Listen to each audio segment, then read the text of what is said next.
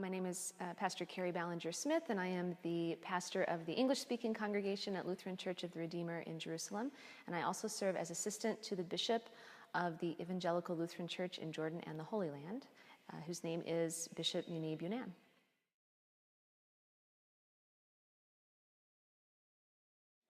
Well, I'm very inspired by my family. I have great parents. They were young when they had me, 19 and 21. And, the story of young parents doesn't always go perfectly. But they have worked so hard. My dad was a music major in college and started teaching elementary band, and through the years worked up to be now head of a school of music at a university.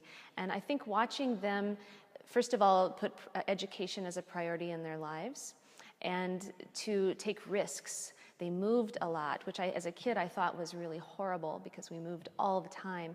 But looking back, I see that they really took risks, and they were bold in making decisions that were best for the family and their careers. And they are also incredibly great with the community. So they are always people that I think of when I think, what kind of person do I want to be? I want to care about the community. I want to do well in life, but not to make money, but to make a difference.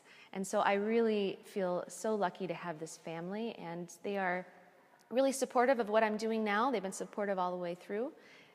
So I hope they will see this interview sometime and be happy that that I said I'm inspired by them.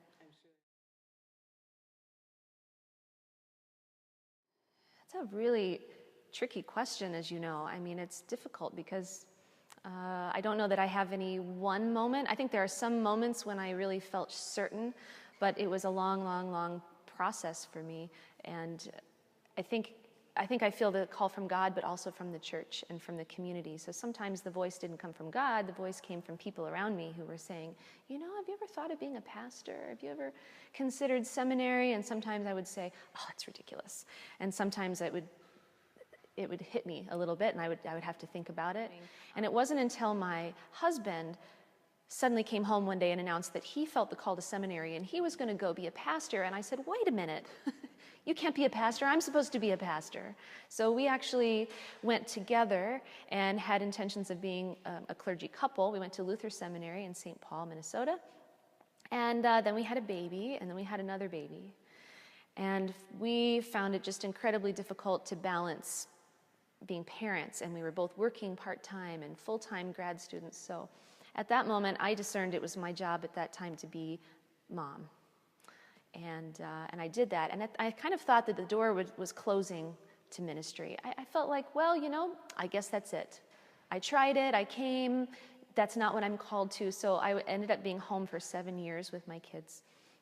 And during that time, I taught piano lessons, and I had an online job processing resumes, and then I became a certified lactation consultant, and then I became a certified labor and birth assistant, a doula. And then I thought, well, I know what it is. I'm called to be a midwife. I said, this is it. This is what God wants me to do. So I was at a birth as a doula, and I was with this woman who was just, working so hard to give birth to this baby, and things went really badly. And she started to hemorrhage. So the midwife called the doctors in, and I'm at the woman's head, and I'm holding her hand, and the doctors are trying to save her life. And I had this epiphany. I just thought, I'm not called to that. I think there are people in the world who are called to hold life and death in their hands in that way. And I am called to be where I am, which is at the head of this woman's bed, holding her hand and praying with her.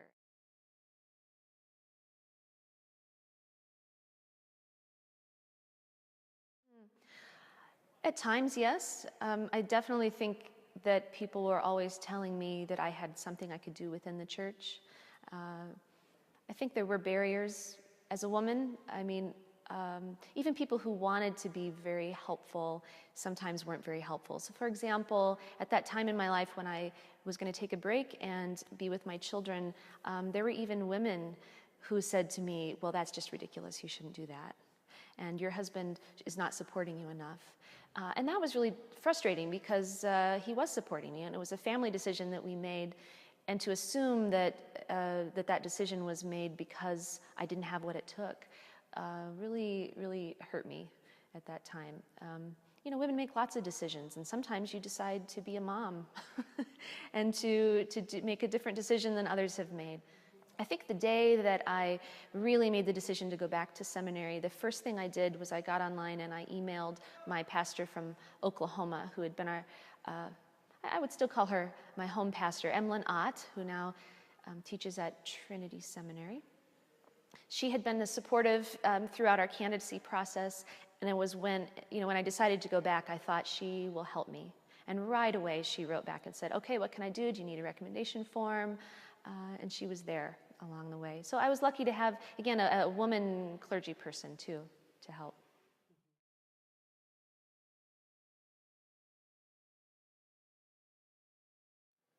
I think in seminary, you're kind of in this perfect little world where you have 50% men and 50% women now in most seminaries. And you're talking about sexism a lot, you're talking about racism, and even if you don't get it perfect as a community, you're talking about it. And I was really shocked and unprepared when I graduated for the sexism in the church. I really had this idea that I worked really hard and I got my degree just like my male classmates, and so I was going to get a job. And I actually had a church leader say to me, a male church leader, do you think you're ready to be a solo pastor?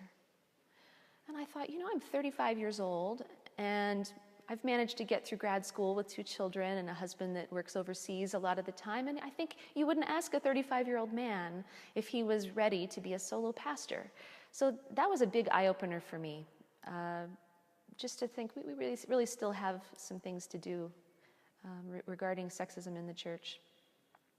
There are some funny things that come up. I'm thinking about, I was the first woman pastor at my first call, a town of 900 people, and I was the only full-time pastor in the whole town, so I also got to be fire and rescue squad chaplain and got to bless tractors and all sorts of fun things.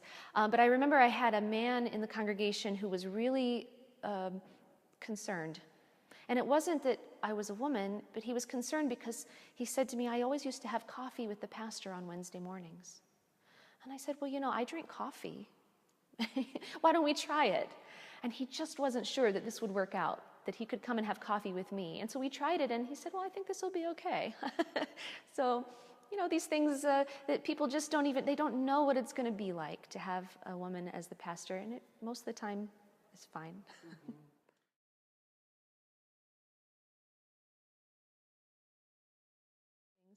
I'm very lucky that my presiding bishop here, Bishop Yunan, is very supportive. And, women have not yet been ordained in the ELCJHL. So it is really great that he has told me I think he would like them to be ordained. He's moving in that direction. It's culturally difficult. There are a lot of reasons why it's difficult here, but he is happy to put me up front, and he tells me, this is why here in this context I wear my collar every day, whereas in the States I wouldn't dress like this every day. But here he has said he wants me to be an ambassador on the streets. Just by having a collar on, I'm showing people that women can be pastors. But when I walk through the streets, mostly I'm called sister, which is fine. I have a guy who stands at the 7th station of the cross. He's kind of a welcoming, a greeter there. And when I walk past, every morning he'll say, "Good morning, Padre," which really makes me laugh. And I don't correct him because it makes me smile every time he says it. This morning, as I was walking past the Greek Orthodox Patriarchate, I heard some people whispering the Arabic word for female pastor, which is asise, which actually isn't even a word. I mean, asis means pastor, and they sort of make it feminine to mean female pastor. And so that's kind of funny when I hear people talking about me as I'm walking past. I haven't had any big troubles. I think it's more curiosity. There are some days that it's a little tiring. I get really eager to go home and put on regular clothes. I tell my husband I feel like a unicorn walking through the streets sometimes because you can just see people are saying, "What is that? Who is she?" But most of the time it's nice. I had one sister, a Catholic sister, who came up to me and walked right up to my face and tapped my collar and said, "What are you?"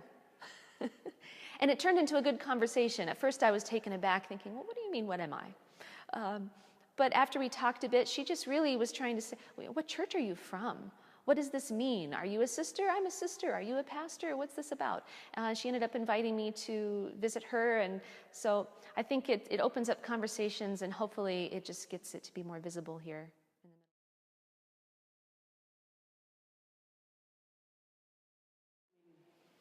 I think there's progress. I think it's getting better. But I have to tell you one little depressing thing. You know, I read an article not long ago about when companies are about to die, they will often put in a female CEO, kind of a last-ditch effort. So as we see, you know, in business, also we see women rising to the top and attaining these positions that they never had before. It's happening at the same time that some of these companies are dying. And so I hate to say that, but I feel a little bit that way about the church, because I feel like we are seeing women in more leadership roles.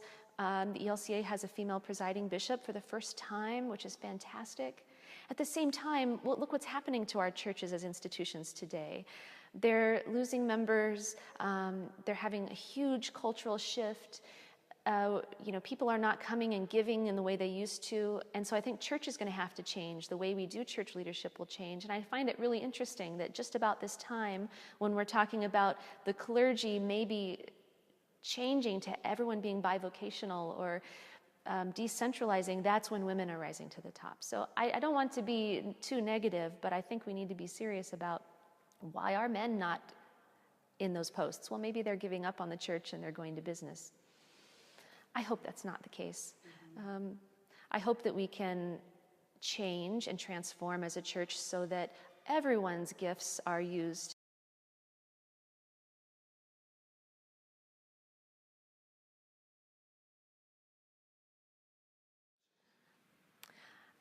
I mean, that's tough because on the one hand, I want to say, because we're human beings and loved by God and we have gifts, I mean, that's the main reason. Sometimes people will say, oh, we were hiring a woman on staff so they can do the women's ministry. And that's very aggravating to me because not all women are called to just do women's ministry. You can't hire a woman because they're good with children and we really want someone to go down there and teach in the Sunday school. At the same time, women do have different experiences in life that we can share. You know, I remember some people saying at one point, well, you know, maybe you use too much feminine imagery in your preaching, or, you know, you can't talk about childbirth in a sermon. And I think, well, why not? I mean, women have listened to war stories for how many decades? And men's experience, and we've been really good at translating men's experience of spirituality into our lives. So I think it's reasonable to expect that men could also translate women's experience into their lives. So that's, I think it's very important. But the main reason is that we're children of God, and we have gifts to share and unique voices. And I think the church is richer when we have everyone.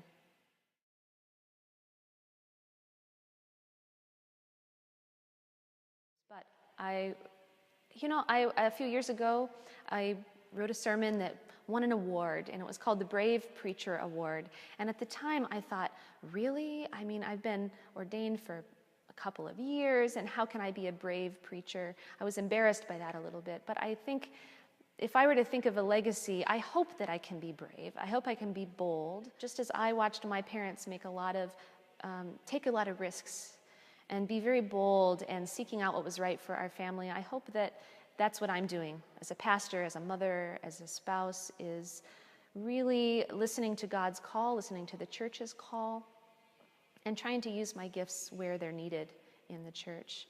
And I hope to inspire people to do the same. You know, one of the problems the church has today is that we like to be nice. And there's nothing wrong with being nice, but I think we also need to be bold in speaking the truth. And sometimes it means you won't be seen as nice.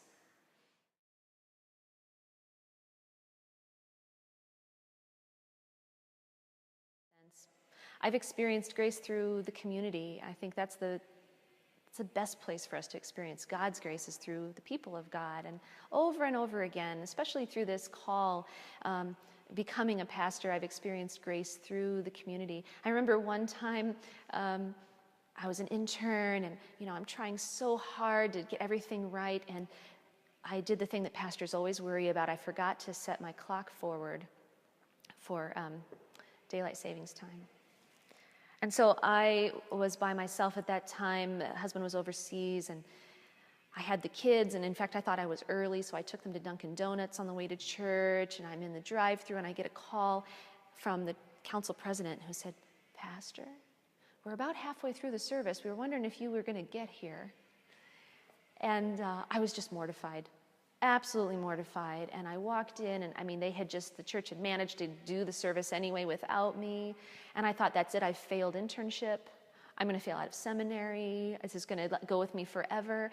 And they were so gracious and laughed about it and said, we love you, and it happens to everybody. And it might sound silly. You might say, well, that's not grace. That's just being nice or forgiving. But actually it was, because it was showing me that, first of all, I didn't have to be perfect to be a pastor or to just be a person. That if you have a community of love and support around you, even when you make mistakes, you can get through it.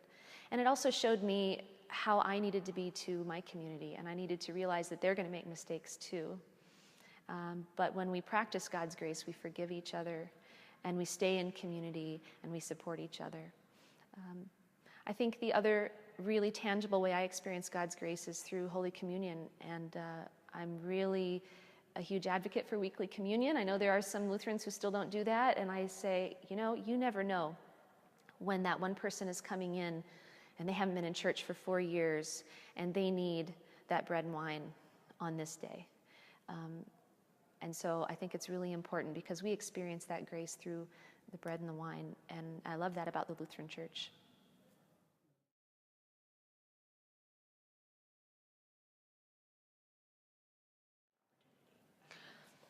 Well, yeah, you have to be better than your male colleagues. You have to be above and beyond, I feel like. I think that's really, unfortunately, still true. I think men are given more opportunities to be senior pastors than women. I think men with children are not given the same scrutiny as women with children in the ministry. You have to prove that, yes, you can come to the men's prayer breakfast and be with the men. You have to prove that you can be a powerful preacher just like a man can be a powerful preacher. This is tough.